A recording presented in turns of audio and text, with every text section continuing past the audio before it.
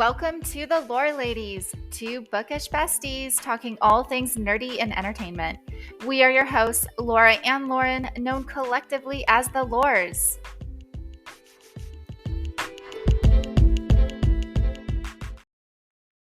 Hey, everybody, and welcome back to a new episode of the Lore Ladies podcast. It has been too long, super excited, and if you can't tell by Lauren's sweater, it is our holiday edition.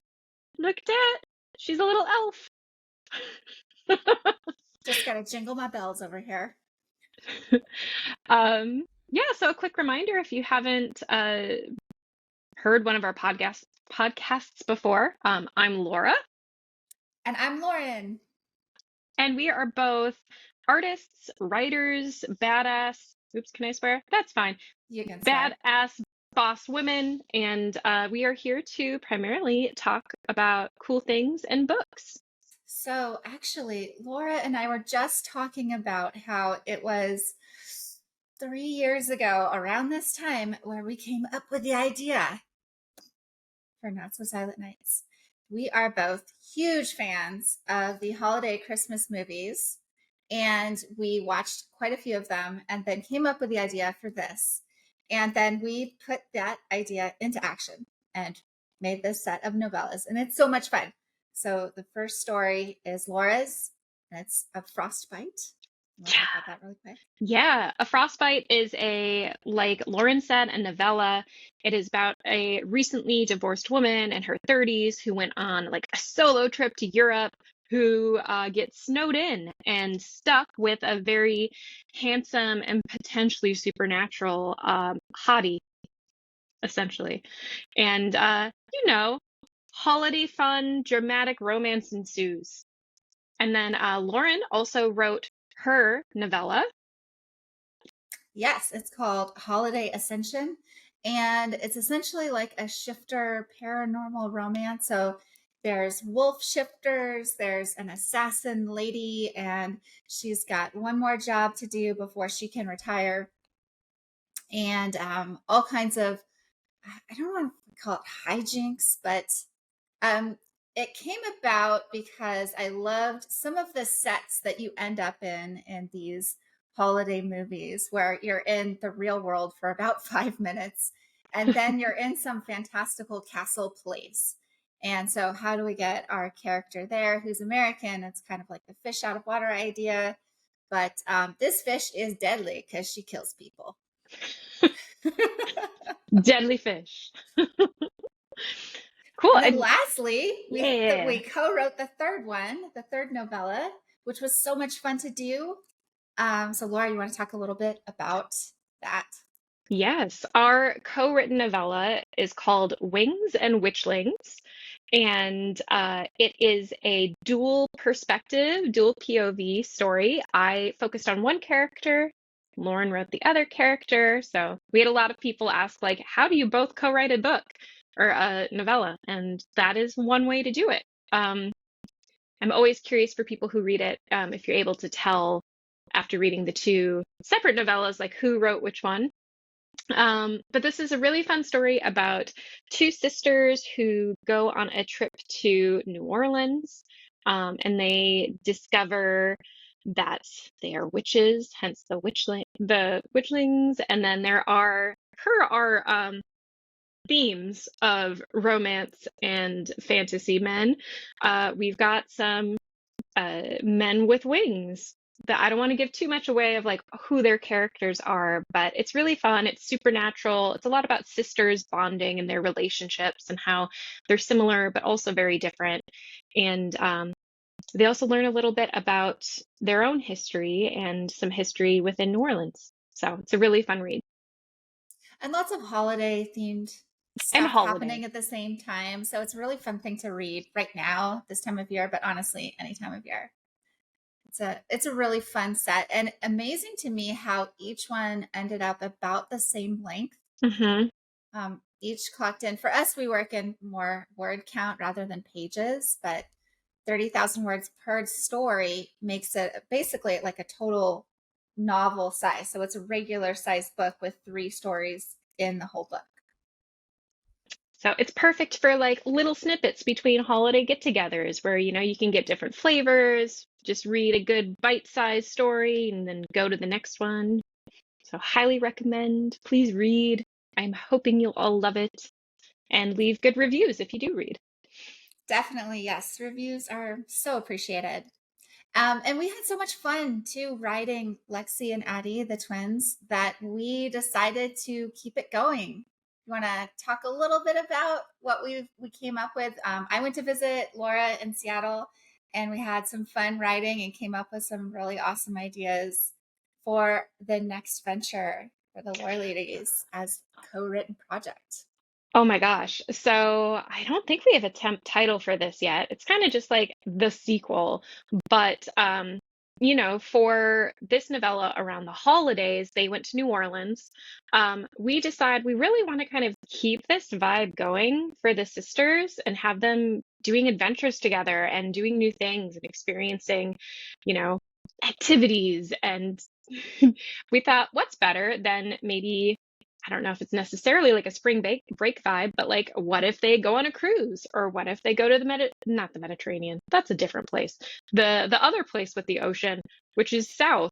What's it called, Lauren? It's the Bahamas. That's one of them. That's one of them. Somewhere with water, Caribbean, you guys. the The Caribbean Caribbean. with You know, mermaids and stuff. Who this is knows? this is how writing works. You just throw it out there and you come up with ideas. Mediterranean, Caribbean, very different stories. So, Caribbean, spring break, we might get some mermaids, some pirates, some fun adventure, some seasickness, Bermuda Triangle. Who knows? It's going to be fun. Could you imagine supernatural sisters and then they're actually like subjected to being seasick, like they can't do anything about that? It's kind of funny. Yeah, I think it should happen. We'll write it into existence. At least one of them. But yeah, it'll be really exciting. Really excited to, write with Lauren again. It's always so fun. And we have such a similar, at least when we wrote the first one, such a similar writing style. And it's been so long, like you mentioned, 3 years really since we first started working on our novellas. Like I imagine our writing styles individually have really changed. So I'm excited to like start writing again together. Yes, yeah, they have. But then when we work closely together, it amazes me how well they melt. We didn't plan on talking about this one, but we wrote the Zenith Decoy it came out just this past May. And so this one has 3 POVs, which meant we were always writing somebody different's Hmm. perspective. So we alternated. It wasn't like with Lexi and Addie, where I had Addie and Laura had Lexi.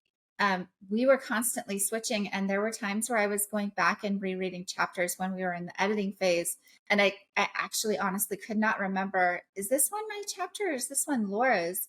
They were so similar that I actually couldn't tell. Our writing style just really meshed very well, Hmm. which I find incredible. I think the really fun thing about writing with you, especially the same characters as we kind of handed them off, was like we would always try to catch each other off guard by putting people in fun situations at the end of our chapters and then like handing it off and being like, good luck. And then the next person being like, oh, you thought we were going to do this? We're doing something else. And it was a lot of fun. Yes, I'm trying not to laugh here if you can't tell because of some of the situations that I hot potatoed into your court. Like, here you go. They're literally falling right now into the depths of something. Mm, Have fun. we figured it out. Yeah. So we've done a lot of writing together, and you've done a lot of writing on your own during all this time. And I hear you have some exciting news. Yes. Oh my gosh. So just yesterday, officially the last book in the Vale Born series released. It's called Yoke of the Vale. And it's kind of unreal to me that I won't be writing Lily's story anymore. It's been quite a few years that I've been in this process. So it's very exciting, though, and liberating. Had to stop myself at the end of the book from having a lot of false endings, how to Mm. tie everything up in a pleasing way and not have the feel the need to actually spoon feed the entire ending to everybody. Um, I tread very carefully there, but I really enjoyed the process, and I'm so excited to see it come out and have it be done. Oh my gosh, have it be done. That's crazy. You are so talented, and I am so excited to read this book. I read a little of it during like a beta reading, but I know you made edits, so I'm excited to see what changed. And I'm so excited for your fans to read the book. I say this in a way of I helped Lauren during WonderCon in Anaheim, California, where she was tabling and selling her books. And all these fans came up and told her how much they enjoyed reading her stuff and couldn't wait till the series ended so they could binge it. And, you know, this that's happening. So I'm really, really excited. I hope Oh, everyone thank you reads so it. much. Me too. Well, and Yeah. Lily developed so much as a character, and I feel like so much of her journey, especially in this book, came from, you know, yourself and your heart. And, you know, we're good friends, so I see so much of you in these books. I think it's really exciting. Yeah, it's been very cathartic for me. It's a process that helps me kind of take another look at anything that's happened to me throughout my life, but experience essentially through another person's eyes because I place this character as their own person. So I kind of fill in the life with a little bit of mine, but then she takes on her own and sometimes responds to situations differently than I would, which I find very interesting. But yeah, and it feels great though to deliver to what I promised to Hmm. fans because I had said at WinterCon, oh yeah, fall of this year, 2023. Well, I took it to that went to the very last day of fall. Like you could call it winter, but nope. It's an it's an LA fall. LA fall lasts until the end of the year. Yeah, it's so majestic. Fall in LA, it's like one palm frond on the ground. But yeah, it's awesome to be done with it and to be able to be happy with where it's at and to move on to other things now to say, okay, this is what's next. And it's not the last story of the Veil. I have a duology spinoff planned, but that'll be set in the future. A different main character. Lily will make an appearance, but really just be a side character. It's not going to be about her anymore, much at all. So So in the last book, you know, we definitely left off with I don't want to take your glory. Can you give like a little snippet of maybe what to expect in book number 3 for Lily's journey without giving too much away? sure. Yeah, actually, it took a really interesting turn that I wasn't sure when I started out writing exactly what I wanted to do.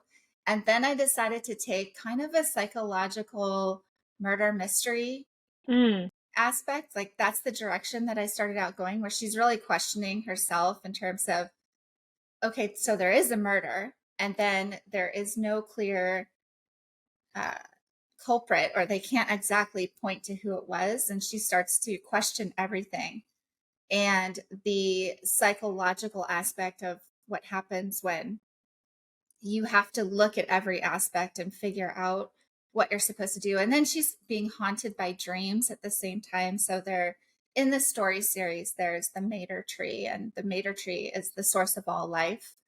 And she's being haunted. Lily is being haunted by dreams from this tree. And it's all very confusing. It's like listening to somebody speak to you underwater.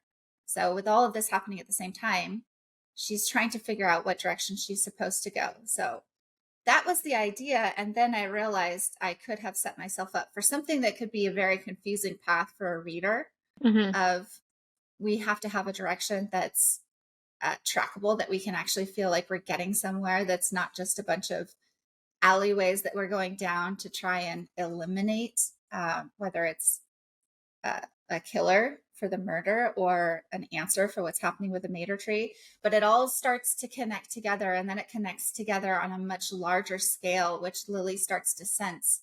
There's a larger scale of the entire world and how everything connects together, which we then feel that go back through the previous books even. So it was really satisfying to be able to tie it all up like that, to have it all kind of eventually seamlessly go back together. It was so much fun and also really hard at times. There were definitely some hard portions of the book to write, which to me meant that they were very real. Hmm. They were a very emotional process and they lent so much reality to a fantastical situation. I feel like Lily and many characters in this version, not this version, but this book in particular within the series felt super relatable.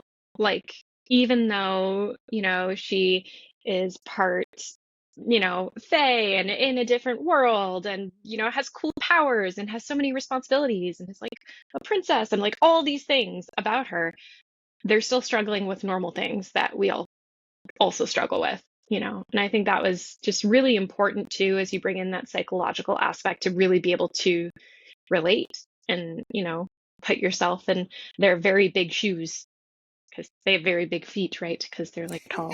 So if I remember, I think her feet got bigger. Yeah, exactly. Everything. Yeah, it's true. Yeah, physically and figuratively, I guess. But that was something that my editor had mentioned early on that he loved about the character was that even though she's gets all these great powers, the her greatest power turns out to be what she brought over from her Mm, human side. And so that one comment, and that was from a long time ago, but I really hung on to that. And I thought that's really important that it retained that, the book series retained that throughout, that the greatest gift that she got was not any sort of magical ability. It was mm. her humanness. I love that so much. Oh, so exciting. So it is for sale now. It's for Places sale now. where you can buy things everywhere. Yep. So ebooks are ready. Print books are now ready to go. They can be ordered, but slow. Everybody's having issues in the print world. But hardcover and paperback are out there. Barnes and Noble, Amazon, all the places. Ugh, so exciting. And also, the ebook box set is now a thing. So you can get all of the ebooks in one box set for one fantastically low price on Amazon only. How much is that low price, Lauren? Why, it's only $7.99. 3 books for $7.99? Technically four, Holy moly. because there's also the novella, the prequel novella, meant to be Hmm. after book one, because there's spoilers for Amazing. book one. So people can literally buy the bundle and just binge the whole thing. Yeah, it's all bingeable. And that's funny because I had been told by people that really wanted to read that Hmm. they were specifically waiting. They're like, all right, well, book two is out now, but I'm just going to wait until it's all done. Hmm. Because even for us as readers, there have been things that I've read where they haven't finished the series, something like that. You start to kind of pull back when it's not certain. It's like, Hmm. ooh, do I really want to get into this if it's not necessarily going to be finished? Or if you have to just wait forever for the next book. Yeah. Some of them are a really long wait. Yeah. I binged the sequel for Fourth Wing the same day it came out, and I'm like, oh no, now I'm gonna have to wait forever. So I understand that feeling. Well, congratulations, Lauren. Thank Yay. you so much. It's exciting. So now I want to find out about your first draft of Yes. Detective Christie. Yes. Working name of my new story has been called Detective Christie.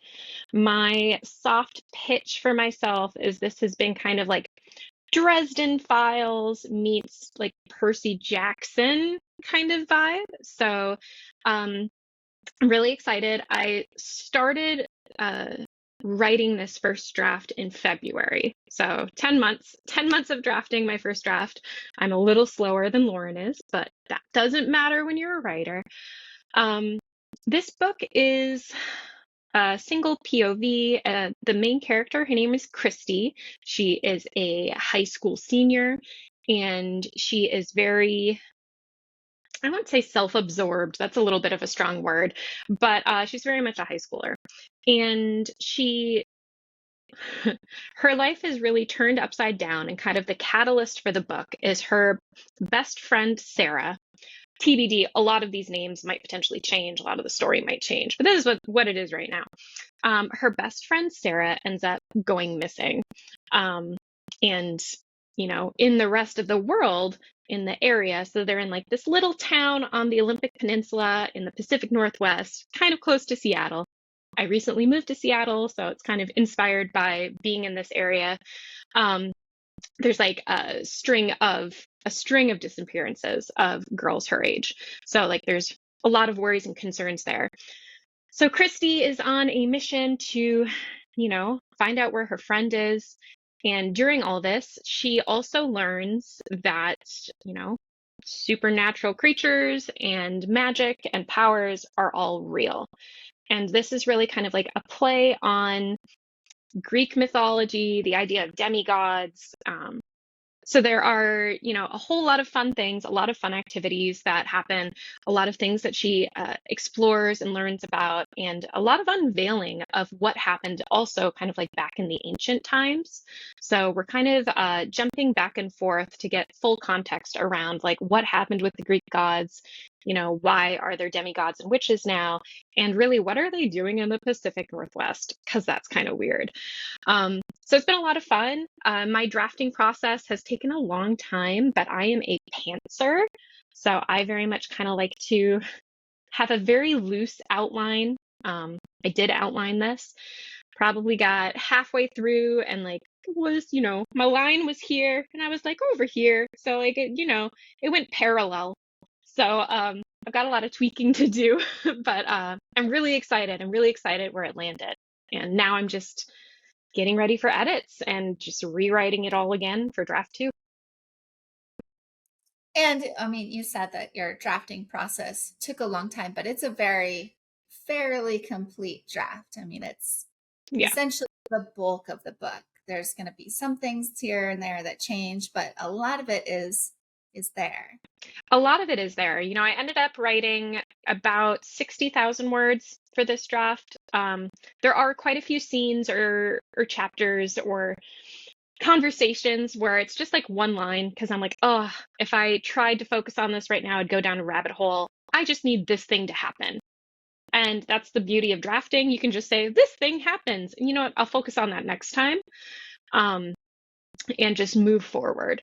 And yeah, I feel like a lot of the scenes I'm going to be keeping and just trying to play that puzzle game of figuring out what order they should be in. What can I add back in that will serve the entire narrative better moving forward and serve the character arc so you can really see that development from start to end, and throw some puzzle pieces in there, and some little red herrings, evil fish, for later. Love evil fish. But no, I'm really excited. So starting tomorrow, I'm officially off for the holidays. So my goal is over the next week or so to really start digging in and getting out my sticky notes and start sticky noting and updating my Scrivener. So One thing that I've noticed that you're really good at is because you mentioned order of things. mm, That is something that I've noticed working with you, or when you're doing helping me with something, you're really good at seeing, well, this would be stronger if you just moved this section down and had it happen a little bit later, maybe fixed in between so that there's a better flow, but finding the best impact zone, for aw. lack of a better phrase, but how to move that around. So I think that readers will be very, very lucky to finally to read your stuff because Oh, of thank that. you. I feel like you're so talented at being able to write something that has a good order of operations. That's probably a weird way to say that. That's mathematical in a way, but No, I'm a super emotional person.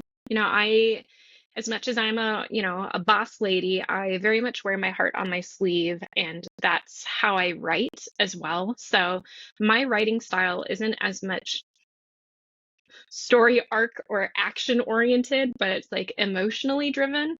And that tends to be how I like to dictate my scene order, is based on like what will have the greatest emotional impact, what will torture the characters the most or make them the most happy in those moments. And trying to really bring readers along on that to get like the most out of what I've written. Um, One thing I'm definitely playing around with on this story that's new for me and kind of out of my comfort zone is, and it's something that I came up with after this draft that I'm hoping to put in the next draft, is potentially, I say potentially, it's not a promise, this idea of weaving in a second POV of a character from the ancient times and kind of like having dual stories, a little Brandon Sanderson thrown in there. We'll see. We'll see how crazy that gets because then I'm just writing a whole second story and maybe I'll just like Lauren it and do like a novella instead. but but yeah, I realized that really to move forward I have to go backwards. So that'll be fun. I'm excited. I like writing. So I'm excited for you. thank It's such you. a satisfying and thrilling process to see it come together and to Hmm. get to know your characters and Yes. see how they will react in these situations. Yeah. It the characters definitely come to life, which is my favorite part of writing, is just seeing how they develop and they'll tell you once they tell you what they want to do, you know you're on the right path. But yeah, it's been a lot of fun. I officially have a new TBD name for it instead of Detective Christie because it kind of Oh, shifted around. You don't know this, I which don't is know totally this. fine because I was thinking about it. I'm like, oh, she's not really as much of a detective vibe as I originally planned. She was much more of like police detective, and like that's not where she ended up being. It ended up being much more magic focused than I expected. So my new TBD name is frayed magic, like frayed edges of something. So that is TBD, but I'm super excited. So here's to us all doing a bunch of writing and hopefully starting a new draft together for the twins going on their Caribbean cruise. It's all different tones, which is super fun. Though I do think it's funny that like I'm doing more of like a mystery supernatural for my book, and like your third book ended up a little like mystery murder. It's so fun. Same vibes. Uh, Definitely. Speaking of different segment of the show, are you in like have you been reading anything good yourself lately?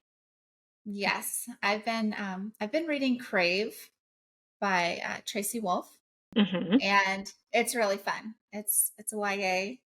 It makes me snort laugh and wheeze laugh all the time. I really enjoy how it pokes fun at itself. You know, there's lots of little fourth wall jokes where it calls attention to the fact that it's a paranormal romance YA book Yeah. and references other books of the same genre and or situations that, well, if this were supernatural, you know, this would be happening or that would make sense, but this isn't. It's is real life. It just makes me really laugh. It's very enjoyable to read. Lots of Yeah. fun. I recommended that to Lauren, and I think I love her writing style. Like as far as like a very strong voice as a writer, I think it's to your point, super fun, super referential. Um, Yeah. I'm excited to at some point read some of her other stories. I do love her writing style too, and I love how she kind of breaks certain sentence structure rules, Mm, but in such a way that it makes it you hear the character's voice. It becomes more of a self-questioning situation for the character where we have these starts and stops in our own heads, and she translates that into the sentences, which is really pleasing to me because it says, okay, well, you don't have to follow all these set in stone rules or what seem like set in stone if you're writing a good story. If you're writing a story that people really want to read and that they're enjoying, certain aspects of that can actually lend to the storytelling process. yay. What about you? What are you reading lately? Um, I am in my quarterly re-listen to Akotar. So, all the time. It is my happy de-stress book. Um, I just finished rereads of the Crescent City series from Sarah J. Maas because her third book is going to be coming out in 2 months, very soon, maybe 1 month, A sometime in month, 1 month. February. Yeah.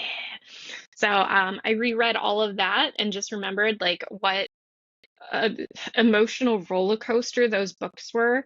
Um, it's always nice rereading favorites with like fresh eyes and noticing things you didn't notice before. And maybe I'm going to say this, but after having read more and written more, like finding things that frustrated me about the books, not in like a bad way, but like, oh man, like Danica needed to get her stuff together. Like that character, like the first time I read it through, I was just like so overwhelmed by emotion in the story arc. And then the second time I read it through, I was just so frustrated by that character. I'm like, she did Yeah. these frustrating things. Um, but no, it was, I've been reading those, and I think I just need to decide what next book to read. I am between. So nothing wrong with that. Yeah. Are you going to continue on with the Crave series maybe? How many of those have you read? I'm on the last one. So I definitely, Oh, wow. yeah, I just There's haven't, there's like there's like five or 7. six. Oh my gosh. Oh, okay. I think there's 7. Okay. Oh, I'm on maybe There's a number lot. five then. Yeah. Yeah, I'm on like number five. So uh more of those than to read. But I'm actually, funny enough, I have a hard time with long series. Like the first books are always my favorite. So I tend to lose interest as books get further in because I don't know, it's not as exciting. It's not like as much world building because it's not as new. I'm very fickle. I'm a fickle reader. So I might start over and read the first one again.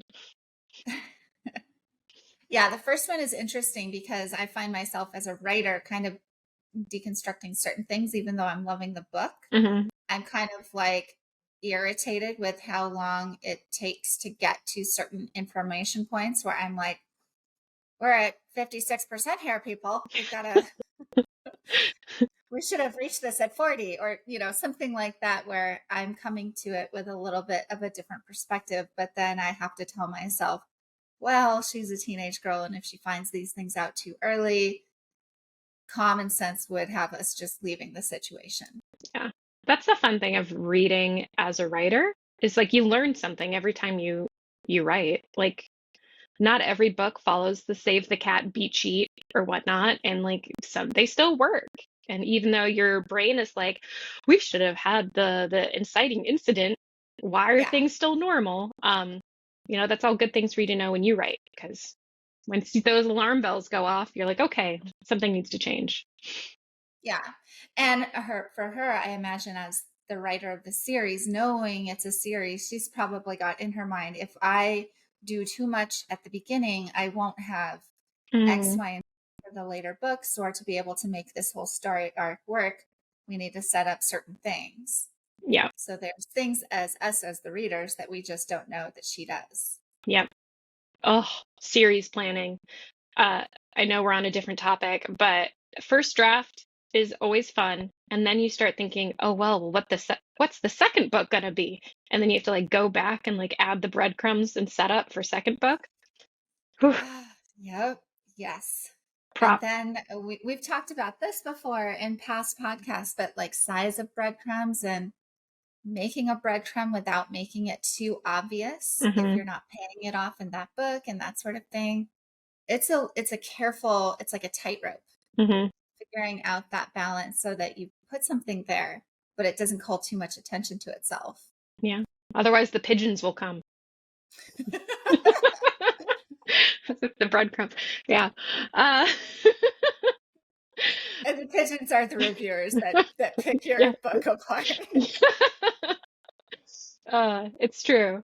When I was in side story, when I was visiting Scotland, I was in Aberdeen and it was right on the bay, and there was this giant ass seagull that just sat there and watched me the whole time. And I got these mini pancakes, and I turned, and the seagull came and stole the mini pancakes off of my plate.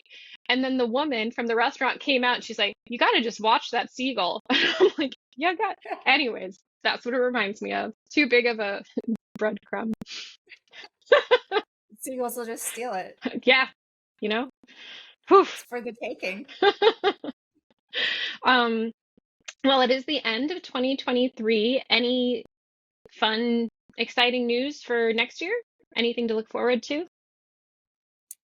Well, I think that I'm going to shift my focus in terms of what I'm working on, even though I do have plans for a duology spinoff. I'm going to wait. I'm not sure when I'm going to do that. Mm. I have other projects that I want to focus on first. I started this series kind of a long time ago that I set aside and I want to pick back up again called Wood Nymph Mercenary. Ooh. And I'm going to restart working on Wood Nymph Mercenary because her story is so preposterous. It's just too fun. So I'm going to see where that one goes.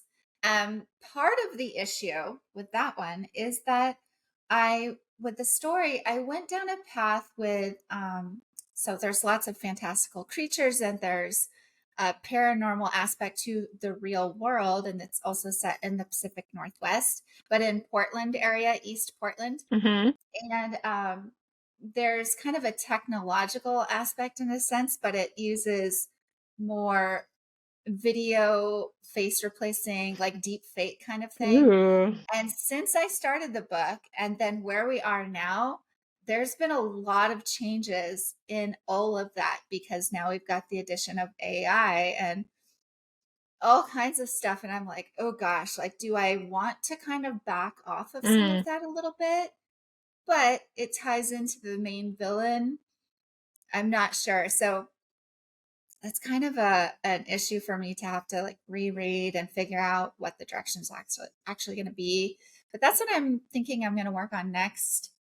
And then, once we're ready, both of us are in our spot to write Mm-hmm. Lexi and Addie once again. The Lexi and Addie adventures, which are kind of like, I'm thinking like Nancy Drew-esque, Yes. where there could just be like book, book, book, book, book. Every adventure is something different, and maybe they don't have to necessarily connect. I'm Um, I'm down for that. So which is fun because then you could pick up any of them and not really be out anything. Like it's not like a series where the next book is not going to make sense unless you read the mm-hmm. first one or whatever. No chronological order. Yeah. I love that. I think your Wood Nymph book, because it's in Portland, means you have to come visit me more, and we I can go think to so. Portland, which sounds great. Um, but that sounds super fun. Technology is always so tough because like it can, to your point, become like old so quickly and like degraded, and political. It can, Yeah, I it's can. it's tough. Yeah, I read this book. It's still a very cool book. But it's called Snow Crash. If you've Mm, ever read Snow Crash before, great book. I definitely recommend it. But it's set in, there's like a virtual world aspect of it, but it was written at a time where it was a little bit before all of that in a sense. And so it's almost like a Walt Disney esque of like being in one point and being like, this is what the future is going to be. La And then, future. no, that's not what the future ended up being, or some piece of it stayed, but it ended up somewhere different. So that's kind of my worry Mm, or concern is like, how do I write this so that it doesn't feel dated very quickly? mm-hmm. You'll figure it out. I'll figure I it have no out. doubt. It'll be fun. At the very least, it'll be fun. Yay. Sometimes what I do is I use a trick that, because I love the podcast Writing Excuses, Mm-hmm. which is Brandon Sanderson's podcast. And he has his group of people that host it with him. And then sometimes he's not there and they all kind of, everybody has something to add to it. And one of them, and I wish I could say who it was so that I could give proper credit. Maybe I'll add it, I'll figure it out and I'll add it in the comments right there. Nope, Um, that way. now we're going to have to edit it everywhere. But she had said when there's a problem, don't fix it, feature it. And Mm, so, or another way to say it is to hang a lantern on it. And that doesn't mean physically hanging a lantern on it, but call attention to it and kind of maybe make fun of it a little bit or make it seem like it was very intentional is a good way to kind of get around some of those issues sometimes. Like my character, she has an electric vehicle that can go really fast. Like it has the pickup and it has the same power as a gas car. And so I already had a beta reader question that, and I was like, I know. She'll just say, I don't know. My mechanic is a genius. Like, she can do anything. Magic? Yeah. Yeah, fix it, feature it. I love that. But how about you? Next year funness. What's Next on year your radar? funness. I want to get my Detective Christie slash Frayed Magic to a place, hopefully where I can get it beta read by the end of the year. I work much better under aggressive goals, so maybe I can have it for May. Sounds like a nice round, 3-letter month that I should target. So, maybe. Eh? Um, I'm a writer. Uh, so that's my hope, getting it edited, beta read, and then who knows, maybe doing something bigger collectively with Lauren and me and our books and figuring out business, business, business. Business. The real business people. Because we do have business. We do It's a plan. business. Writing is a Yep, business. it is. Yeah. But yeah, I'm hoping to just have a good time. Let's get together, do some more writing. I miss Lauren. We used to have writing trips all the time. Now we're gonna have writing virtual trips again. But Yeah, that's true. Every fall, we would go up to Big Bear, which is just east of Los Angeles, up in the mountains. And we would go on a writing getaway. And mhm, we would write all weekend long. mhm. That's actually where we finished We did. this book together. We jammed it out We in a weekend. we worked hard Yeah, on that. Like it was a fun trip, but we actually didn't do anything particularly fun. We worked that was the fun. entire weekend. It was fun. Yeah, But I mean, we didn't like go out and do something. yeah. We stayed there and we hashed it out until it was finished. hmm That was so, it was like poetic in a way to be there and finish it and be like, yes, we did this thing. Agree. Um, We'll have yeah, to do that but in this Portland. fall, yeah, that's what I was just gonna say Yeah. because I went up to see you in Seattle, and we did that in Bothell, hmm which was awesome with all the crows. Crows. It's true. Yeah, so now I need to write a witchy book with crow magic because of all the crows in Bothell. Yeah. Love that. But no, it'll be a great year and another year, 2024, for the Lore Ladies podcast and for our writing. And yeah, I hope everyone else has an amazing holiday season for 2023 and like best wishes for 2024. The world be crazy, y'all. So like take care of yourselves, read a book, escape, and just have a good time. And thank you for listening to the Lore Ladies. We are so happy to be with you here on this holiday season. I got to go get my holiday movies on because I actually have not done that yet. I'm slipping. What? I'm slipping. Real quick, what's your favorite? What's going to be the first one you watch? What's the first one? I'm going to have to watch Princess Switch. Oh, they're so good. I haven't watched it in a long, I don't think I watched it last Christmas. Mm. And it inspired us for our book. So I think that's going to be my first one. All of them. I'm going to have to Oh. marathon those ones. Nice. Yeah. That'll be good. I'm gonna watch. Oh, I forget the name of it. It's the Lindsay Lohan one though, where she gets amnesia. Oh my gosh! And just the splash screen alone is just amazing. Okay. Yeah.